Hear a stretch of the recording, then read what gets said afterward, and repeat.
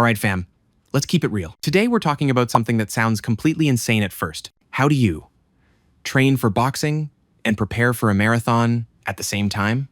Yes, at the same time. I mean, it's true that they're both different worlds. But here's the crazy part. When you learn to blend the two, you unlock this different kind of athlete. You're not just a fighter or runner. You become a machine that can sprint, fight, and grind without gassing out. That's what hybrid training is all about. And I swear, once you taste it, there's no going back, bro. Before you even touch a training plan, you gotta understand what these two sports are asking from your body. Boxing wants you to be explosive. It's about snapping punches, slipping fast, and staying sharp when chaos is flying at your face. Your engine is working anaerobically most of the time, meaning short bursts of hell followed by quick recovery. And on top of that, you need durability to take hits and keep going when your body's screaming to quit. Now marathons? Completely different vibe. That's hours of steady output. Your heart rate sits in that aerobic zone where efficiency matters more than power. Every stride has to be economical. And mentally, it's discipline at its purest form. Pacing, patience, pushing through when you hit that infamous wall at mile 20. So one sport is firecracker energy, and the other's a candle burning for hours.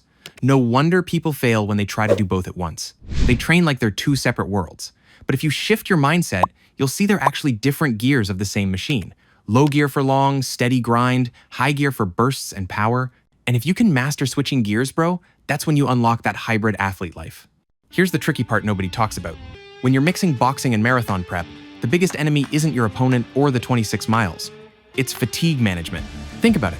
In boxing, you're loading your shoulders, your hips, your core, snapping punches, slipping, twisting. Then the next day, you're pounding the pavement for 10 miles. Your knees and ankles are screaming. It's easy to push until you break. So how do you balance it? The key is to listen to your body like it's your coach. If you wake up and your legs feel like someone poured concrete in them, don't force the long run. Do a technical boxing session instead. Light on the bag, shadow work, some mobility drills. That way you're still sharpening the blade without dulling the engine. And when you come off a brutal sparring night, like you're sore, your ribs are tender, your head feels like it went through a blender, don't try to hit intervals the next morning. Go for an easy 30-minute recovery jog, just enough to get blood moving. See, it's not about skipping work, it's about shifting gears. That's what makes hybrid athletes sustainable. Now let's flip the script. A lot of boxers think their road work automatically preps them for marathons. Nah, bro. Traditional boxing road work is usually 3 to 5 miles, steady pace. That's cool for boxing lungs, but it's a joke compared to the demands of 26 miles. So here's how you bridge the gap. Use boxing-style intervals to build running efficiency. Picture this. You do 800-meter repeats, sprinting hard like you're throwing a flurry, then jogging slow for recovery, just like the rest between rounds. This mimics fight pace but stretches it over distance. And the reverse is true too. Marathon training can sharpen your boxing engine.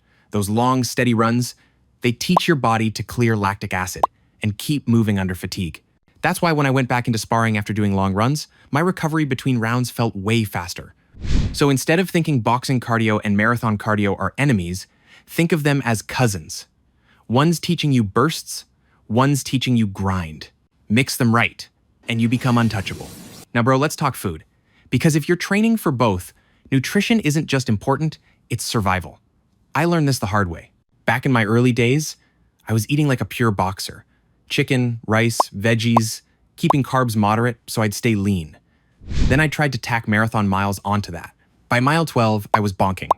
Like lights out, no gas left. That's when I realized hybrid athletes gotta fuel for both sports. You need carbs for those long runs. Pasta, oats, potatoes, whatever works for you. But you also need steady protein to recover from boxing. Eggs, meat, shakes, keep that muscle repair on lock. And fats? Don't skip those. They keep your hormones balanced when you're training like a maniac. Your body is like a car with 2 fuel tanks. The carb tank powers your marathons. The protein recovery tank keeps your boxing sharp. Neglect either one, and you stall out. Once I fixed that, suddenly my sparring rounds felt sharp, and my long runs didn't feel like death. All right, so let's fast forward. You've put in the months, you've logged the long runs, kept your hands fast, and now marathon day shows up. How do you approach it as a hybrid athlete? Here's the play. Don't treat the marathon like a boxing fight. In the ring, you explode early to set the tone. In a marathon, if you do that, you're dead by mile 10. The first half of the race, you run slower than you want to. Hold yourself back, even if your ego hates it. Because the real fight doesn't start till mile 20. That's where most runners hit the wall. But guess what?